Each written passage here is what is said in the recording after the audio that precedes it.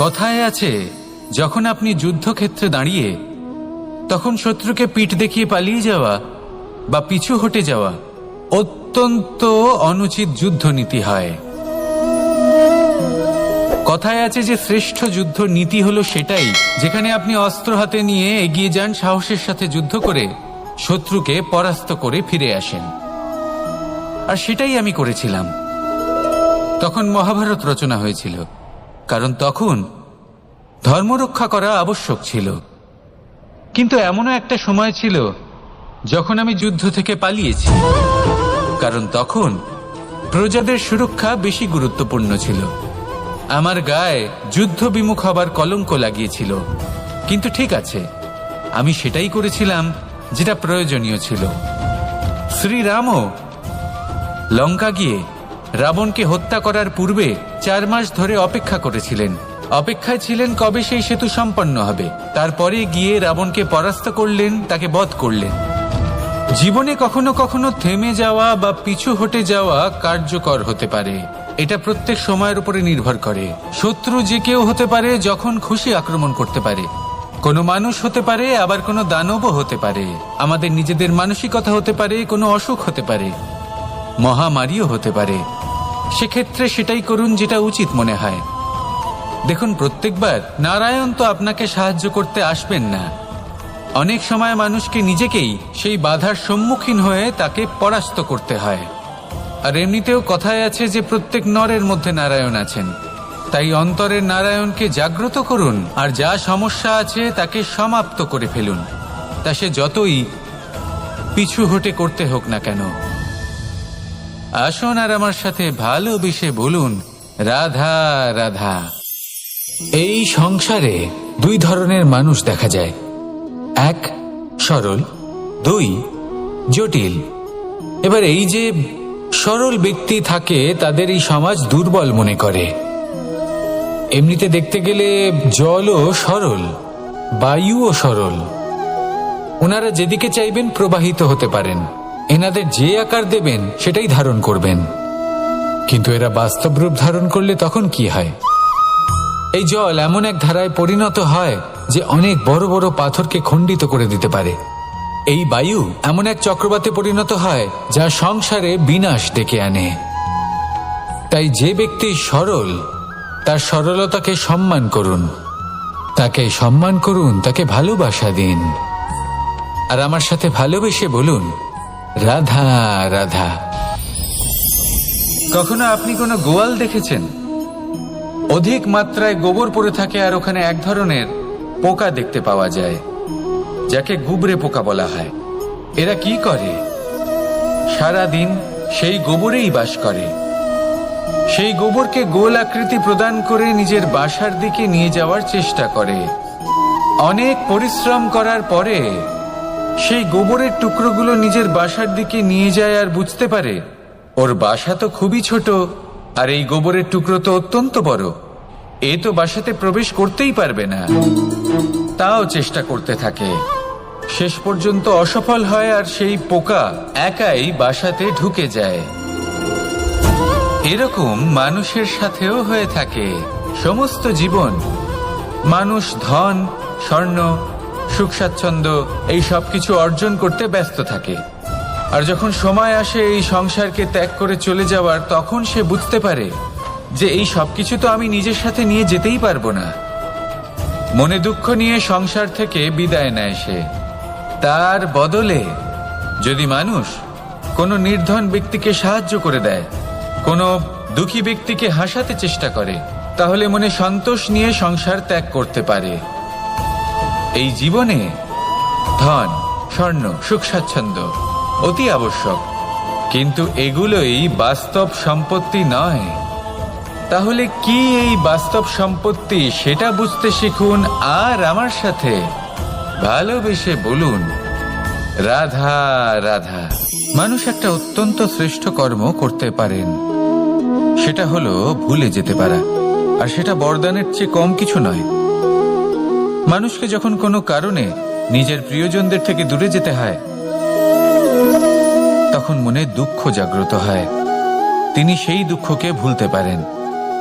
কখনো কোনো সম্পর্ক থেকে যদি দুঃখ পেয়ে থাকেন তখন সেই দুঃখকে ভুলতে পারেন, কিন্তু এই সংসারের প্রত্যেক আবেগ, প্রত্যেক বস্তু ভুলে যাওয়া উচিত নয়। বিশেষ করে আমাদের প্রিয়জন, আমাদের পরিবারের সদস্য, যখন এই সংসার থেকে ওনারা চলে যান তখন যে সৎকর্ম ওনারা করেছেন, যে প্রেরণা ওনারা আমাদের প্রদান করেছেন, কখনো ভুলে যাওয়া উচিত নয়। যখন আপনি কোনো উঁচু স্থানে পৌঁছে যান, আপনি সাফল্য লাভ করেন, তখন সেই সকল বন্ধুদের ভোলা উচিত নয় যারা আপনার সাথে আরম্ভ থেকে ছিল, যারা সব সময় আপনাকে সাহায্য করেছে। আর সবথেকে গুরুত্বপূর্ণ কথা, আপনার বয়স যতই বৃদ্ধি পাক না কেন, মাতা পিতাকে কখনো ভুলবেন না। আপনি যতই বড় হন না কেন, আপনি তাদের সন্তানই থাকবেন, অভিজ্ঞতার দিক থেকে ওনাদের থেকে ছোটই থাকবেন। তাই সবসময় নিজের মাতা পিতাকে নিজের সাথে রাখুন, কখনো তাদের ভুলবেন না। সেই সকল ব্যক্তিদের ভুলে যাবেন না যারা দুঃখের দিনে আপনার সাথে ছিল, তবেই জীবনে সুখ পাবেন। আসুন আর আমার সাথে ভালোবেসে বলুন, রাধা রাধা। আমাদের জীবনে অনেক ধরনের ব্যক্তি এসে থাকেন। কেউ কেউ আমাদের সাথে থেকে যান, কেউ আমাদের থেকে দূরে চলে যান। কেউ ভালো মানুষ হন, কেউ খারাপ মানুষ। কিন্তু আমরা সবসময় সেই সময়টাকে নিয়ে দুঃখ প্রকাশ করি যখন আমাদের জীবনে কোনো খারাপ ব্যক্তি প্রবেশ করেন। তারা আমাদের খারাপ অনুভূতি দেন, দুঃখ দেন, কষ্ট দেন। আমরা সবাই তাকে ভালো মন্দ কথা বলি। কিন্তু কেন? এমন বিভিন্ন ধরনের মানুষ, খারাপ মানুষ, ভালো মানুষ, সবার জীবনেই আসেন এবং সকলকেই একটা অমূল্য শিক্ষা দান করে যান। এবার আপনি নিজেই ভেবে দেখুন, জীবনে যখন প্রথমবার আপনি আগুন স্পর্শ করেছিলেন, তখন আপনি একটা শিক্ষা লাভ করেছিলেন যে আমাকে আগুনের থেকে একটু দূরে থাকতে হবে। তারপর আস্তে আস্তে আপনি শিখলেন যে কিভাবে এই আগুনকে নিয়ন্ত্রণে রাখতে হবে। তারপর আপনি শিখলেন যে কিভাবে নিজের জীবনে তাকে প্রয়োগ করতে হবে, তা সে অন্ধকারে প্রকাশ লাভ করার জন্য হোক বা খাবার বানানোর জন্য। সেইভাবেই কোনো খারাপ ব্যক্তি যখন আপনার জীবনে আসে, কোনো শিক্ষা দিয়ে যান, তার প্রতি কৃতজ্ঞ থাকুন। তার বিষয় খারাপ ভাবার বা খারাপ অনুভূতি নিয়ে থাকার কোনো প্রয়োজন নেই। সেই শিক্ষা লাভ করুন, ইতিবাচক মনোভাব নিয়ে জীবনের সামনে এগোতে থাকুন। কেউ নেই যিনি আপনাকে বাধা দিতে পারেন। আসুন আমার সাথে ভালোবেসে বলুন, রাধা রাধা। মানুষের জীবন হলো তার যাত্রা এবং প্রত্যেকের জীবনযাত্রার লক্ষ্য হলো আলাদা।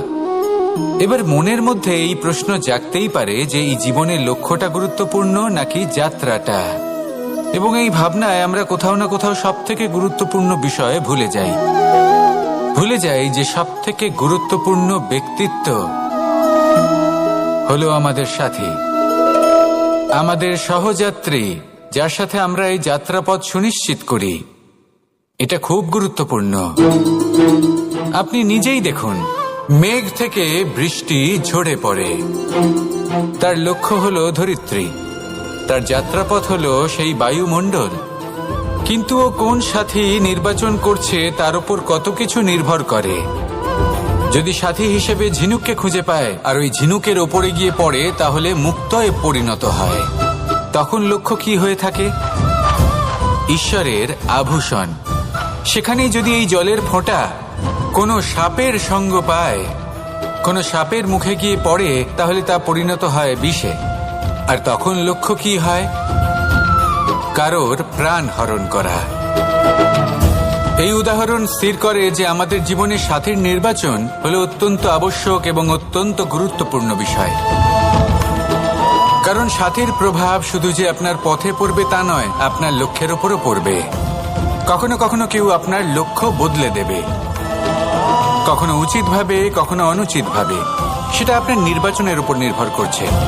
তাহলে একজন শ্রেষ্ঠ সাথী নির্বাচন করুন আর আমার সাথে ভালোবেসে বলুন, রাধা রাধা। বিষ এবং অমৃত, এর ভিত্তিতেই সংসার চক্র চলতে থাকে। যখন সমুদ্র মন্থন হয়েছিল তখন এই দুই প্রাপ্ত হয়েছিল। প্রথমে বিষ পাওয়া গেল, তারপর অমৃত। জীবন মন্থন করলেও এগুলো লাভ করা যায়। এবার এই যে বিষ, তা হলো অমৃতের থেকে অনেক বেশি শক্তিশালী এবং সেই জন্যই অনেক বেশি ঘাতকও। এবার বোঝার চেষ্টা করি এই বিষ আসলে কি। যে কোনো বস্তু বা কোনো ভাব যদি মাত্রার থেকে বেশি পরিমাণে আপনার কাছে থাকে, প্রয়োজনের থেকে বেশি আপনার কাছে থাকে, তাহলে সেটা আপনার কাছে বিষ সমান হতে পারে। তা সে ধন হোক, শক্তি হোক, সম্মান হোক, ইত্যাদি ইত্যাদি। যদি আপনার কাছে এমন কিছু থেকে থাকে যা মাত্রার থেকে বেশি পরিমাণে আপনার কাছে আছে, তাহলে তাকে ভাগ করতে শিখুন।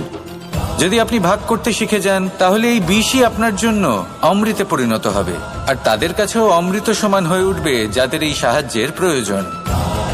তাহলে ভাগ করে নিতে শিখুন আর আমার সাথে ভালোবেসে বলুন, রাধা রাধা।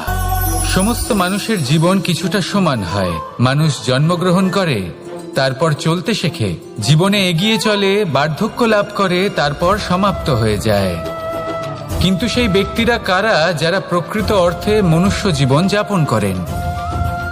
এনারা হলেন সেই ব্যক্তি যারা পড়ে গেলেও আবার উঠে দাঁড়ানোর চেষ্টা করেন, নিজের ভেঙে পড়া অস্তিত্বকে আগলে নিয়ে আবার একটা আকার দেবার চেষ্টা করেন, ভগ্ন আশাকে আবার একটা নতুন দিশা দেন। অসফল হওয়ার পরেও থামেন না, আবার এগোতে থাকেন। অসফল হওয়ার পরে যদি আপনি থেমে যান, তাহলে সাফল্য আপনার সামনে অপেক্ষা করে, কিন্তু আপনি তা দেখতে পান না। তাই জীবনের সংঘর্ষে অংশগ্রহণ করতে শিখুন। জীবনের সংঘর্ষ থেকে পালাবেন না। আসুন আমার সাথে ভালোবেসে বলুন, রাধা রাধা। একবার একজন সাধক ওনার শিষ্যদের একটা কাজ দিলেন। একটা দুর্লভ জড়িবুটি নিয়ে আসতে বললেন। এতটাও কঠিন কাজ সেটা ছিল না, কারণ সকল শিষ্য জানতেন যে এই দুর্লভ জড়িবুটি কোথায় পাওয়া যায়। পর্বতের শিখরে। কঠিন কাজ কোনটা? সেখানে পৌঁছনোর সেই পথ, যা ছিল কাঁটায় জর্জরিত, পাথরে পরিপূর্ণ, যেখানে পিছলে পড়ার আশঙ্কা রয়েছে এবং গভীর ক্ষত পেতে পারে সবাই। এবার বেশ কয়েকজন শিষ্য গেলেন, তার মধ্যে কয়েকজনই সেই জড়িবুটি নিয়ে আসতে পারলেন। কারণটা কি ছিল? কিছু শিষ্যের মনোযোগ ছিল শুধুমাত্র লক্ষ্যের দিকে, অর্থাৎ পর্বতের সেই শিখরে। কিছু শিষ্যের মনোযোগ ছিল পথের এই সংকটগুলির ওপর। কিছুজন নিজের সমস্ত মনোযোগ, সমস্ত শক্তি কেন্দ্রীভূত করলেন শুধুমাত্র লক্ষ্যের দিকে। বাকিরা মনোনিবেশ করলেন এই সংকটের থেকে নিজেকে বাঁচাতে। কিন্তু যাদের মনোযোগ শুধু লক্ষ্যের দিকে ছিল, শুধু তারাই জড়িবুটি নিয়ে আসতে পারলেন। কারণ কি ছিল? একটা সহজ ব্যাপার যা আমাদের বুঝতে হবে। আমরা যদি লক্ষ্যে পৌঁছতে চাই, তাহলে বিপদের সম্মুখীন তো আমাদের হতেই হবে, আর কোনো বিকল্প নেই। যন্ত্রণাও হবে, পায়ে কাঁটাও হয়তো ফুটতে পারে, হয়তো পড়েও যেতে পারেন, হয়তো রক্তপাতও হতে পারে। কিন্তু তার সাথেই সাফল্য অর্জনের যে আনন্দ, সেটাও পাওয়া যায়। সেই জন্য নিজের মনোযোগ সবসময় লক্ষ্যের দিকে রাখুন, পথের সেই বিপদগুলির দিকে নয়। সত্যি কথা বলতে, এই বিপদ এটা কিছুক্ষণের, আজ আছে কাল নাও থাকতে পারে। কিন্তু যদি লক্ষ্যকে প্রাপ্ত করতে পারেন, তাহলে তার আনন্দ আপনার সাথে সারা জীবন রয়ে যাবে। তাহলে লক্ষ্য প্রাপ্ত করুন আর আমার সাথে ভালোবেসে বলুন, রাধা রাধা। আমি এখানে একা এই বনে বসে আছি, বাঁশি বাজাচ্ছি। কার জন্য? কে আছেন এখানে? কেউ নেই। আমার প্রজা, আমার রাজ্য, আমার পরিবার আমার থেকে অনেক দূরে আছেন। আমি এখানে একা এই বনে বসে এই আকাশের এই রঙের, গাছের এই সব ফলের, মাটির সুবাসের আনন্দ উপভোগ করছি। কেন? আমি হলাম দ্বারকাধীশ। এমন কি রাজকীয় বা ভৌতিক সুখ রয়েছে যে আমি ওখানে পেতে পারি না? সবকিছুই পেতে পারি, তাও এখানে বনে একা বসে আছি। কোন সুখ খুঁজে চলেছি? একা থাকার সুখ। আমরা প্রত্যেকদিন অনেক মানুষের সাথে, চিন্তাধারার সাথে, কর্মের সাথে, পরিস্থিতির সাথে, সুখ দুঃখের দ্বারা বেষ্টিত থাকি। জীবনের এই চক্রে আমরা জড়িয়ে পড়তে থাকি। যতই আমরা এই সমস্যার সমাধান করি, আমরা ততই এতে জড়িয়ে পড়ি। আমরা এতটাই জড়িয়ে পড়ি যে যখন আমরা আয়নায় নিজেদের দেখি, তখন আমরা নিজেদের চিনতেই পারি না। এমন মনে হয় যেন আমরা নিজেদের হারিয়ে ফেলেছি।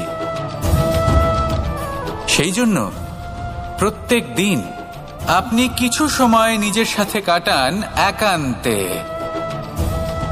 এটা অত্যন্ত আবশ্যক। নিজের অস্তিত্বের গভীরে গিয়ে দেখতে শিখুন, নিজেকে বুঝুন। অদ্ভুত শান্তির অনুভূতি হবে। যেমন এই বায়ু, এই বৃক্ষ, এই পুষ্প, এই নিসর্গ, এদের মতো আপনিও কখনো একলা হতে শিখুন। কখনো নিসর্গের একটা অংশ হয়ে দেখুন। এই মন প্রসন্ন হয়ে বলবে, রাধা রাধা।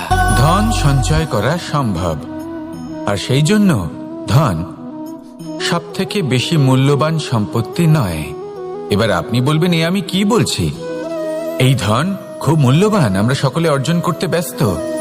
সেটা এই কারণে, কারণ আপনারা জানেন না এই সংসারের সবথেকে বেশি মূল্যবান সম্পত্তি কি। এ হলো সেই সম্পত্তি যা কখনো সঞ্চয় করা সম্ভব নয়। আপনার কাছে যতই ধন থাকুক, তা দিয়ে আপনি স্বাস্থ্য লাভ করতে পারেন, বাড়ি কিনতে পারেন, আদি ইত্যাদি। কিন্তু আপনি যতই ধনী হন না কেন, ফেলে আসা দিনের একটা মুহূর্ত আপনি লাভ করতে পারবেন না।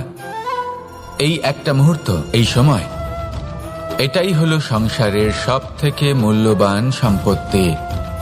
একবার চলে গেলে তা কখনোই ফিরে আসে না। আর এই মুহূর্ত যতই চলে যাক না কেন, আমরা স্মৃতির মাধ্যমে সেগুলি যাপন করতে পারি, তার আনন্দ উপভোগ করতে পারি। আর যার সাথে আমরা সময় অতিবাহিত করেছি, তার স্মৃতিতে আমরা চিরকাল জীবিত থাকতে পারি। সেই জন্য সময় সবথেকে মূল্যবান সম্পত্তি, তাকে এইভাবে নষ্ট করবেন না। প্রত্যেকটা মুহূর্ত উপভোগ করুন, আনন্দ করুন, আর ভালোবেসে বলুন, রাধা রাধা। আমাদের মধ্যে বেশিরভাগ মানুষ সেই পরম শক্তিতে, সেই পরমেশ্বরের ওপর আস্থা রাখি, আর সেই জন্য আমরা বারবার মন্দিরে যাই, পুজো অর্চনা করি, নৈবেদ্য অর্পণ করি। কিন্তু অত্যন্ত গুরুত্বপূর্ণ একটা বিষয়ে আমরা ভুলে যাই, আর সেটা হলো যে পাষাণের সেই প্রতিমা যা মন্দিরে স্থাপন করা হয়েছে, তাদের মধ্যে আমরা ঈশ্বরকে খুঁজে পাবো না যতক্ষণ না বাড়িতে বিরাজমান ঈশ্বর, অর্থাৎ আমাদের মাতা পিতা, তাদেরকে আমরা সেবা করছি। দেখুন, ঈশ্বর নিশ্চিত রূপে এই সংসার নির্মাণ করেছেন, কিন্তু আপনি সেই সংসারের অংশ তবে থেকে হয়েছেন যেদিন থেকে এই সংসারে আপনি পদার্পণ করেছেন। আর এই উত্তরদায়িত্ব পালন করেছেন কারা? আপনার মাতা পিতা। ঈশ্বর আছেন, এই ভাবনা আপনার মধ্যে জাগ্রত হয়েছে আপনার মাতা পিতার মাধ্যমে। সেই জন্য মন্দিরে গিয়ে আপনি যতই প্রসাদ বিতরণ করুন, তার কোনোই অর্থ নেই যদি ঘরে বসে থাকা মাতা পিতা অভুক্ত থাকেন। মন্দিরে গিয়ে পরমেশ্বরকে প্রসন্ন করার পূর্বে ঘরে বিরাজমান ঈশ্বর, মানে আপনার মাতা পিতা, তাদের সেবা করুন, তাদের প্রসন্ন করুন। ঈশ্বর নিজে থেকেই প্রসন্ন হয়ে যাবেন। আসুন আমার সাথে ভালোবেসে বলুন, রাধা রাধা। প্রেম। দাদা আমাকে সর্বদাই জিজ্ঞেস করেন যে, কানাই, এই প্রেম আসলে ঠিক কি? মানলাম যে এটা সমর্পণ, মানলাম এটা একে অপরের মধ্যে হারিয়ে যাওয়া, কিন্তু এর অনুভূতি কিরকম, এর অনুভব কিরকম? দেখুন, প্রেম কি তা সম্পূর্ণরূপে বোঝানো কানাইয়ের সাধ্য তো অবশ্যই নয়, কারণ এই প্রেম এতটাই মহান। কিন্তু প্রেমের বিশুদ্ধ অনুভূতির বিষয়ে আমি বলতে পারি নিজের অনুভূতি থেকে। দেখুন, প্রেম হলো সেই রং যা জীবনে মধু ভরে দেয়। প্রেম সেই ভাবনা যা মুহূর্তের মধ্যে মুখে হাসি এনে দেয়। প্রেম সেই ফুল যা মনের বাগান ভরিয়ে রাখে। প্রেম সেই চিন্তা যা মুহূর্তের মধ্যে আপনাকে সংসারের সবচেয়ে সম্পন্ন ব্যক্তি করতে পারে। এই প্রেম হলো তাই যা তপ্ত মরুভূমিতে আপনাকে জীবিত রাখতে পারে। এই প্রেম তাই যা আপনার আত্মাকে তৃপ্ত করে। এই প্রেম হলো তাই যা আপনার মুখে হাসি এনে দেয়। যেমন এখন এই মুহূর্তে রাধা আমার মুখে নিয়ে এসেছে।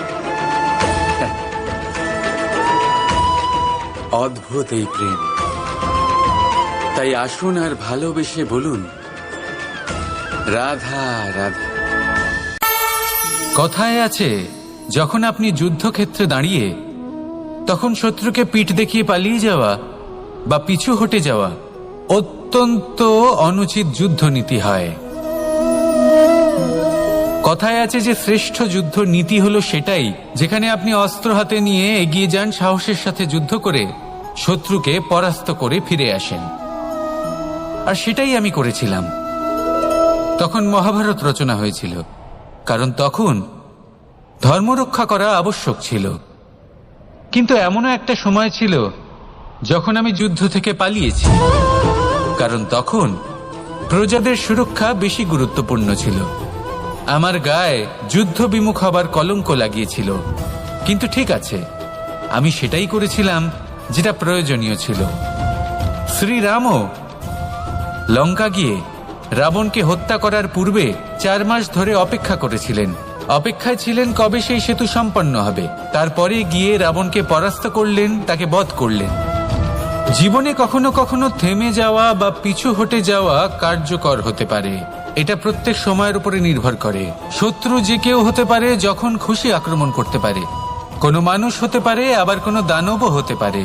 আমাদের নিজেদের মানসিকতা হতে পারে, কোনো অসুখ হতে পারে, মহামারীও হতে পারে। সেক্ষেত্রে সেটাই করুন যেটা উচিত মনে হয়। দেখুন, প্রত্যেকবার নারায়ণ তো আপনাকে সাহায্য করতে আসবেন না। অনেক সময় মানুষকে নিজেকেই সেই বাধার সম্মুখীন হয়ে তাকে পরাস্ত করতে হয়। আর এমনিতেও কথায় আছে যে প্রত্যেক নরের মধ্যে নারায়ণ আছেন। তাই অন্তরের নারায়ণকে জাগ্রত করুন, আর যা সমস্যা আছে তাকে সমাপ্ত করে ফেলুন, তা সে যতই পিছু হটে করতে হোক না কেন।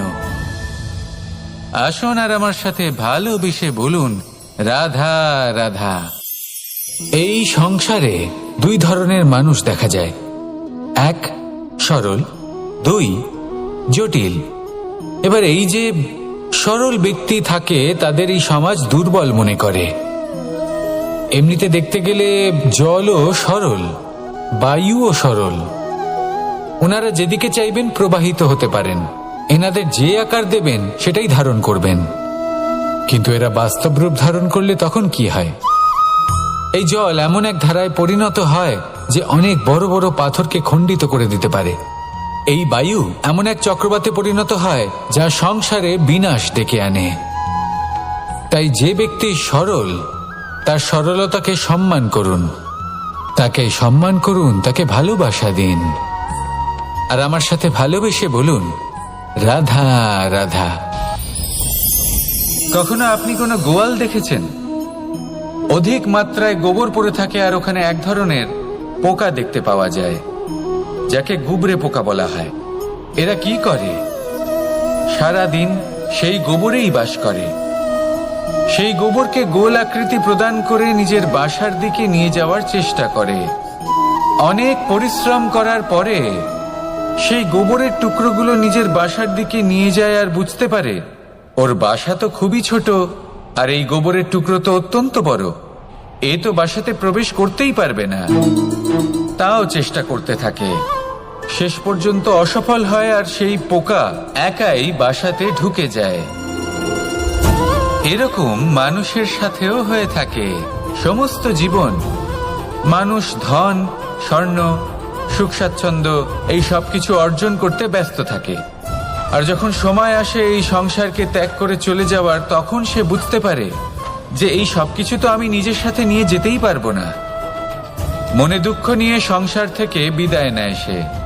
তার বদলে যদি মানুষ কোনো নির্ধন ব্যক্তিকে সাহায্য করে দেয়, কোনো দুঃখী ব্যক্তিকে হাসাতে চেষ্টা করে, তাহলে মনে সন্তোষ নিয়ে সংসার ত্যাগ করতে পারে। এই জীবনে ধন, স্বর্ণ, সুখ স্বাচ্ছন্দ্য অতি আবশ্যক, কিন্তু এগুলোই বাস্তব সম্পত্তি নয়। তাহলে কি এই বাস্তব সম্পত্তি, সেটা বুঝতে শিখুন, আর আমার সাথে ভালোবেসে বলুন, রাধা রাধা। মানুষ একটা অত্যন্ত শ্রেষ্ঠ কর্ম করতে পারেন, সেটা হলো ভুলে যেতে পারা। আর সেটা বরদানের চেয়ে কম কিছু নয়। মানুষকে যখন কোনো কারণে নিজের প্রিয়জনদের থেকে দূরে যেতে হয়, তখন মনে দুঃখ জাগ্রত হয়। তিনি সেই দুঃখকে ভুলতে পারেন। কখনো কোনো সম্পর্ক থেকে যদি দুঃখ পেয়ে থাকেন, তখন সেই দুঃখকে ভুলতে পারেন। কিন্তু এই সংসারের প্রত্যেক আবেগ, প্রত্যেক বস্তু ভুলে যাওয়া উচিত নয়। বিশেষ করে আমাদের প্রিয়জন, আমাদের পরিবারের সদস্য। যখন এই সংসার থেকে ওনারা চলে যান, তখন যে সৎকর্ম ওনারা করেছেন, যে প্রেরণা ওনারা আমাদের প্রদান করেছেন, কখনো ভুলে যাওয়া উচিত নয়।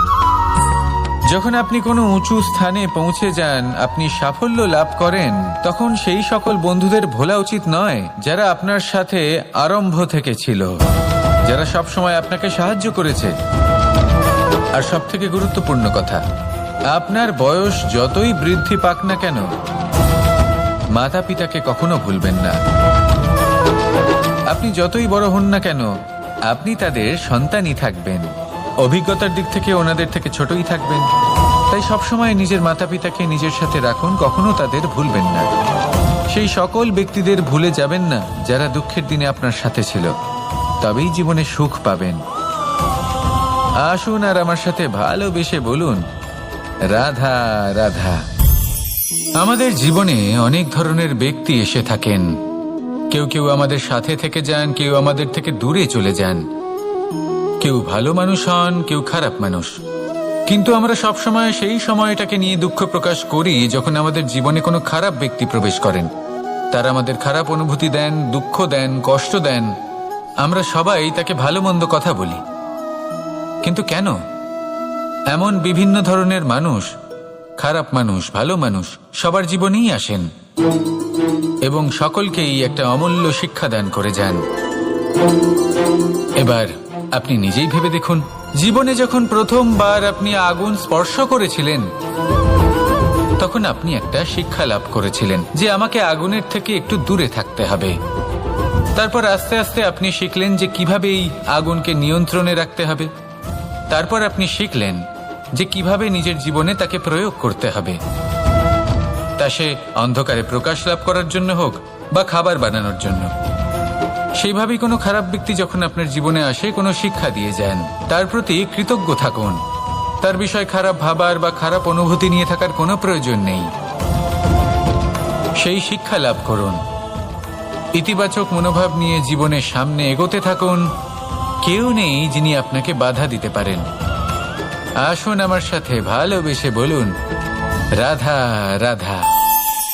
মানুষের জীবন হলো তার যাত্রা এবং প্রত্যেকের জীবনযাত্রার লক্ষ্য হলো আলাদা। এবার মনের মধ্যে এই প্রশ্ন জাগতেই পারে যে এই জীবনের লক্ষ্যটা গুরুত্বপূর্ণ নাকি যাত্রাটা। এবং এই ভাবনায় আমরা কোথাও না কোথাও সব থেকে গুরুত্বপূর্ণ বিষয়ে ভুলে যাই যে সব থেকে গুরুত্বপূর্ণ ব্যক্তিত্ব হলো আমাদের সাথী, আমাদের সহযাত্রী, যার সাথে আমরা এই যাত্রাপথ সুনিশ্চিত করি। এটা খুব গুরুত্বপূর্ণ। আপনি নিজেই দেখুন, মেঘ থেকে বৃষ্টি ঝরে পড়ে। তার লক্ষ্য হলো ধরিত্রী, তার যাত্রাপথ হলো সেই বায়ুমণ্ডল। কিন্তু ও কোন সাথী নির্বাচন করছে তার উপর কত কিছু নির্ভর করে। যদি সাথী হিসেবে ঝিনুককে খুঁজে পায় আর ওই ঝিনুকের ওপরে গিয়ে পড়ে, তাহলে মুক্তয়ে পরিণত হয়। তখন লক্ষ্য কি হয়ে থাকে? ঈশ্বরের আভূষণ। সেখানেই যদি এই জলের ফোঁটা কোনো সাপের সঙ্গ পায়, কোনো সাপের মুখে গিয়ে পড়ে, তাহলে তা পরিণত হয় বিষে। আর তখন লক্ষ্য কি হয়? কারোর প্রাণ হরণ করা। এই উদাহরণ স্থির করে যে আমাদের জীবনে সাথীর নির্বাচন হলো অত্যন্ত আবশ্যক এবং অত্যন্ত গুরুত্বপূর্ণ বিষয়। কারণ সাথীর প্রভাব শুধু যে আপনার পথে পড়বে তা নয়, আপনার লক্ষ্যের ওপরও পড়বে। কখনো কখনো কেউ আপনার লক্ষ্য বদলে দেবে, কখনো উচিতভাবে, কখনো অনুচিতভাবে। সেটা আপনার নির্বাচনের উপর নির্ভর করছে। তাহলে একজন শ্রেষ্ঠ সাথী নির্বাচন করুন আর আমার সাথে ভালোবেসে বলুন, রাধা রাধা। বিষ এবং অমৃত, এর ভিত্তিতেই সংসার চক্র চলতে থাকে। যখন সমুদ্র মন্থন হয়েছিল তখন এই দুই প্রাপ্ত হয়েছিল। প্রথমে বিষ পাওয়া গেল, তারপর অমৃত। জীবন মন্থন করলেও এগুলো লাভ করা যায়। এবার এই যে বিষ, তা হলো অমৃতের থেকে অনেক বেশি শক্তিশালী এবং সেই জন্যই অনেক বেশি ঘাতকও। এবার বোঝার চেষ্টা করি এই বিষ আসলে কি। যে কোনো বস্তু বা কোনো ভাব যদি মাত্রার থেকে বেশি পরিমাণে আপনার কাছে থাকে, প্রয়োজনের থেকে বেশি আপনার কাছে থাকে, তাহলে সেটা আপনার কাছে বিষ সমান হতে পারে। তা সে ধন হোক, শক্তি হোক, সম্মান হোক, ইত্যাদি ইত্যাদি। যদি আপনার কাছে এমন কিছু থেকে থাকে যা মাত্রার থেকে বেশি পরিমাণে আপনার কাছে আছে, তাহলে তাকে ভাগ করতে শিখুন। যদি আপনি ভাগ করতে শিখে যান, তাহলে এই বিষই আপনার জন্য অমৃতে পরিণত হবে, আর তাদের কাছেও অমৃত সমান হয়ে উঠবে যাদের এই সাহায্যের প্রয়োজন। তাহলে ভাগ করে নিতে শিখুন আর আমার সাথে ভালোবেসে বলুন, রাধা রাধা। সমস্ত মানুষের জীবন কিছুটা সমান হয়। মানুষ জন্মগ্রহণ করে, তারপর চলতে শেখে, জীবনে এগিয়ে চলে, বার্ধক্য লাভ করে, তারপর সমাপ্ত হয়ে যায়। কিন্তু সেই ব্যক্তিরা কারা যারা প্রকৃত অর্থে মনুষ্য জীবন যাপন করেন? এনারা হলেন সেই ব্যক্তি যারা পড়ে গেলেও আবার উঠে দাঁড়ানোর চেষ্টা করেন, নিজের ভেঙে পড়া অস্তিত্বকে আগলে নিয়ে আবার একটা আকার দেওয়ার চেষ্টা করেন, ভগ্ন আশাকে আবার একটা নতুন দিশা দেন। অসফল হওয়ার পরেও থামেন না, আবার এগোতে থাকেন। অসফল হওয়ার পরে যদি আপনি থেমে যান, তাহলে সাফল্য আপনার সামনে অপেক্ষা করে, কিন্তু আপনি তা দেখতে পান না। তাই জীবনের সংঘর্ষে অংশগ্রহণ করতে শিখুন। জীবনের সংঘর্ষ থেকে পালাবেন না।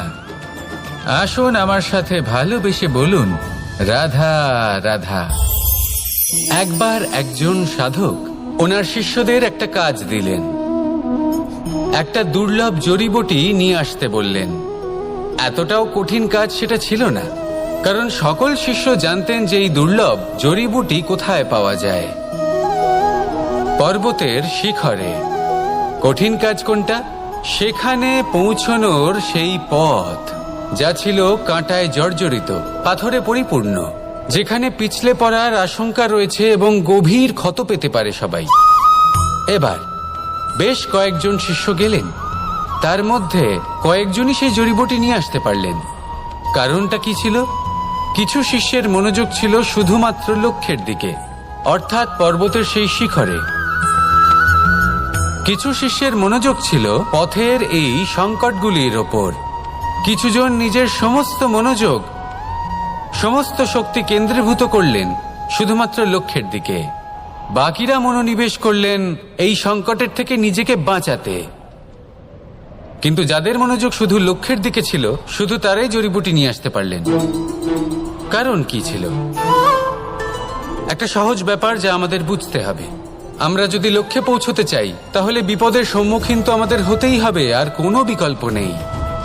যন্ত্রণাও হবে, পায়ে কাঁটাও হয়তো ফুটতে পারে, হয়তো পড়েও যেতে পারেন, হয়তো রক্তপাতও হতে পারে। কিন্তু তার সাথেই সাফল্য অর্জনের যে আনন্দ, সেটাও পাওয়া যায়। সেই জন্য নিজের মনোযোগ সবসময় লক্ষ্যের দিকে রাখুন, পথের সেই বিপদগুলির দিকে নয়। সত্যি কথা বলতে এই বিপদ, এটা কিছুক্ষণের, আজ আছে কাল নাও থাকতে পারে। কিন্তু যদি লক্ষ্যকে প্রাপ্ত করতে পারেন, তাহলে তার আনন্দ আপনার সাথে সারা জীবন রয়ে যাবে। তাহলে লক্ষ্য প্রাপ্ত করুন আর আমার সাথে ভালোবেসে বলুন, রাধা রাধা। আমি এখানে একা এই বনে বসে আছি, বাঁশি বাজাচ্ছি। কার জন্য? কে আছেন এখানে? কেউ নেই। আমার প্রজা, আমার রাজ্য, আমার পরিবার আমার থেকে অনেক দূরে আছেন। আমি এখানে একা এই বনে বসে এই আকাশের এই রঙের, গাছের এই সব ফলের, মাটির সুবাসের আনন্দ উপভোগ করছি। কেন? আমি হলাম দ্বারকাধীশ। এমন কি রাজকীয় বা ভৌতিক সুখ রয়েছে যে আমি ওখানে পেতে পারি না? সবকিছুই পেতে পারি, তাও এখানে বনে একা বসে আছি। কোন সুখ খুঁজে চলেছি? একা থাকার সুখ। আমরা প্রত্যেকদিন অনেক মানুষের সাথে, চিন্তাধারার সাথে, কর্মের সাথে, পরিস্থিতির সাথে সুখ দুঃখের দ্বারা বেষ্টিত থাকি। জীবনের এই চক্রে আমরা জড়িয়ে পড়তে থাকি। যতই আমরা এই সমস্যার সমাধান করি, আমরা ততই এতে জড়িয়ে পড়ি। আমরা এতটাই জড়িয়ে পড়ি যে যখন আমরা আয়নায় নিজেদের দেখি, তখন আমরা নিজেদের চিনতেই পারি না। এমন মনে হয় যেন আমরা নিজেদের হারিয়ে ফেলেছি। সেই জন্য প্রত্যেক দিন আপনি কিছু সময় নিজের সাথে কাটান একান্তে। এটা অত্যন্ত আবশ্যক। নিজের অস্তিত্বের গভীরে গিয়ে দেখতে শিখুন, নিজেকে বুঝুন। অদ্ভুত শান্তির অনুভূতি হবে। যেমন এই বায়ু, এই বৃক্ষ, এই পুষ্প, এই নিসর্গ, এদের মতো আপনিও কখনো একলা হতে শিখুন। কখনো নিসর্গের একটা অংশ হয়ে দেখুন। এই মন প্রসন্ন হয়ে বলবে, রাধা রাধা। ধন সঞ্চয় করা সম্ভব, আর সেই জন্য ধন সবথেকে বেশি মূল্যবান সম্পত্তি নয়। এবার আপনি বলবেন, এ আমি কি বলছি? এই ধন খুব মূল্যবান, আমরা সকলে অর্জন করতে ব্যস্ত। সেটা এই কারণে, কারণ আপনারা জানেন না এই সংসারের সবথেকে বেশি মূল্যবান সম্পত্তি কি। এ হলো সেই সম্পত্তি যা কখনো সঞ্চয় করা সম্ভব নয়। আপনার কাছে যতই ধন থাকুক, তা দিয়ে আপনি স্বাস্থ্য লাভ করতে পারেন, বাড়ি কিনতে পারেন, আদি ইত্যাদি। কিন্তু আপনি যতই ধনী হন না কেন, ফেলে আসা দিনের একটা মুহূর্ত আপনি লাভ করতে পারবেন না। এই একটা মুহূর্ত, এই সময়, এটাই হলো সংসারের সবথেকে মূল্যবান সম্পত্তি। একবার চলে গেলে তা কখনোই ফিরে আসে না। আর এই মুহূর্ত যতই চলে যাক না কেন, আমরা স্মৃতির মাধ্যমে সেগুলি যাপন করতে পারি, তার আনন্দ উপভোগ করতে পারি। আর যার সাথে আমরা সময় অতিবাহিত করেছি, তার স্মৃতিতে আমরা চিরকাল জীবিত থাকতে পারি। সেই জন্য সময় সবথেকে মূল্যবান সম্পত্তি, তাকে এইভাবে নষ্ট করবেন না। প্রত্যেকটা মুহূর্ত উপভোগ করুন, আনন্দ করুন, আর ভালোবেসে বলুন, রাধা রাধা। আমাদের মধ্যে বেশিরভাগ মানুষ সেই পরম শক্তিতে, সেই পরমেশ্বরের ওপর আস্থা রাখি। আর সেই জন্য আমরা বারবার মন্দিরে যাই, পুজো অর্চনা করি, নৈবেদ্য অর্পণ করি। কিন্তু অত্যন্ত গুরুত্বপূর্ণ একটা বিষয়ে আমরা ভুলে যাই, আর সেটা হলো যে পাষাণের সেই প্রতিমা যা মন্দিরে স্থাপন করা হয়েছে, তাদের মধ্যে আমরা ঈশ্বরকে খুঁজে পাবো না যতক্ষণ না বাড়িতে বিরাজমান ঈশ্বর, অর্থাৎ আমাদের মাতা পিতা, তাদেরকে আমরা সেবা করছি। দেখুন, ঈশ্বর নিশ্চিত রূপে এই সংসার নির্মাণ করেছেন, কিন্তু আপনি সেই সংসারের অংশ তবে থেকে হয়েছেন যেদিন থেকে এই সংসারে আপনি পদার্পণ করেছেন। আর এই উত্তরদায়িত্ব পালন করেছেন কারা? আপনার মাতা পিতা। ঈশ্বর আছেন, এই ভাবনা আপনার মধ্যে জাগ্রত হয়েছে আপনার মাতা পিতার মাধ্যমে। সেই জন্য মন্দিরে গিয়ে আপনি যতই প্রসাদ বিতরণ করুন, তার কোনোই অর্থ নেই যদি ঘরে বসে থাকা মাতা পিতা অভুক্ত থাকেন। মন্দিরে গিয়ে পরমেশ্বরকে প্রসন্ন করার পূর্বে ঘরে বিরাজমান ঈশ্বর মানে আপনার মাতা পিতা, তাদের সেবা করুন, তাদের প্রসন্ন করুন। ঈশ্বর নিজে থেকেই প্রসন্ন হয়ে যাবেন। আসুন আমার সাথে ভালোবেসে বলুন, রাধা রাধা। প্রেম। দাদা আমাকে সর্বদাই জিজ্ঞেস করেন যে কানাই, এই প্রেম আসলে ঠিক কি? মানলাম যে এটা সমর্পণ, মানলাম এটা একে অপরের মধ্যে হারিয়ে যাওয়া, কিন্তু এর অনুভূতি কিরকম, এর অনুভব কিরকম? দেখুন, প্রেম কি তা সম্পূর্ণরূপে বোঝানো কানাইয়ের সাধ্য তো অবশ্যই নয়, কারণ এই প্রেম এতটাই মহান। কিন্তু প্রেমের বিশুদ্ধ অনুভূতির বিষয়ে আমি বলতে পারি নিজের অনুভূতি থেকে। দেখুন, প্রেম হলো সেই রং যা জীবনে মধু ভরে দেয়। প্রেম সেই ভাবনা যা মুহূর্তের মধ্যে মুখে হাসি এনে দেয়। প্রেম সেই ফুল যা মনের বাগান ভরিয়ে রাখে। প্রেম সেই চিন্তা যা মুহূর্তের মধ্যে আপনাকে সংসারের সবচেয়ে সম্পন্ন ব্যক্তি করতে পারে। এই প্রেম হলো তাই যা তপ্ত মরুভূমিতে আপনাকে জীবিত রাখতে পারে। এই প্রেম তাই যে আপনার আত্মাকে তৃপ্ত করে।